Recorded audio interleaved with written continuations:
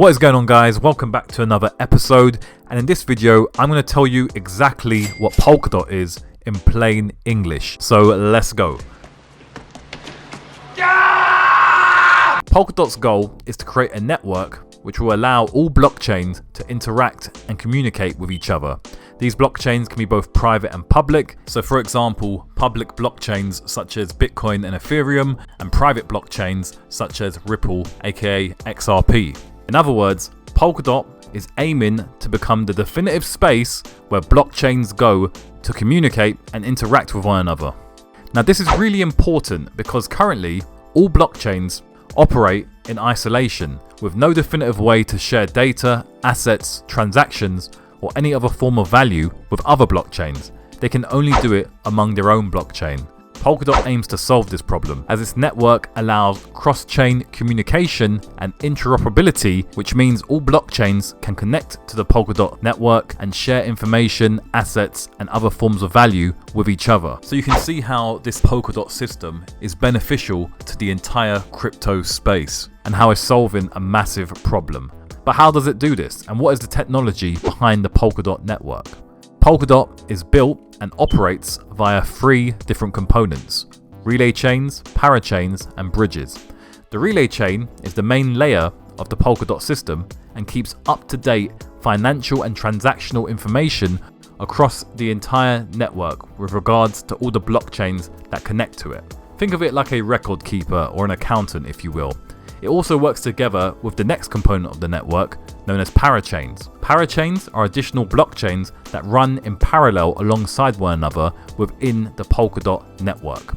Having these parachains across the network allows data and assets to be transferred across the network at a super fast pace and at an increased level of scalability. In other words, transaction load. So a more straightforward way of saying this is that parachains will allow lots of data and assets to be transferred across the Polkadot network quickly, efficiently, and on a large scale. These parachains are the components that are used to connect to other blockchain networks, and it does this using the third component of the Polkadot network, known as bridges. And as I just briefly stated, bridges is what Polkadot uses to connect to other blockchains, so for example Bitcoin, Ethereum, etc. And this is how all blockchains that connect to the Polkadot network can communicate and transfer assets of value with one another. So quick recap, we have the relay chain which oversees all the transaction and information on the network. We then have the parachains which transfer assets and information and data across the network, and then we have bridges which connect this data to external blockchains outside of the Polkadot network. Now the native token of Polkadot is DOT. And this can be used for staking, governance, bonding, trading, hodling, etc. Governance means that DOT holders are allowed to vote on changes and upgrades on the Polkadot network. And as you could expect, those who hold a large amount of DOT will have more influence than those who hold a small amount of DOT. Next, we have staking, and that refers to locking up your DOT in a smart contract for a set period of time. Staking will help validate transactions and help the security of the Polkadot network.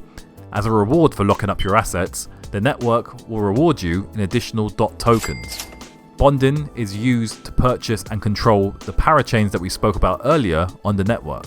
And remember, parachains are used to transfer assets, value, and information across the Polkadot network between different blockchains. Trading is simply when you buy and sell DOT tokens on an exchange, and hodling is when you invest and hold the DOT token long term. Now let's take a look at some pros and cons of this project. We'll begin with the pros. 1. It's addressing a major issue in the crypto space.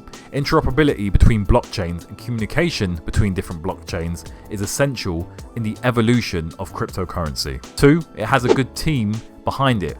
In fact, the creator of Polkadot, Gavin Wood, was also the co-creator of Ethereum. And finally, it has good technology behind it with the relay chain, parachains, and bridges. Some cons of Polkadot is that it's competing with other general smart contract blockchains like Ethereum, Cardano, and Tezos. Ethereum being the main one that everyone uses and everyone's familiar with. Another con is there are similar projects also on the horizon trying to connect blockchains together and communicate with each other.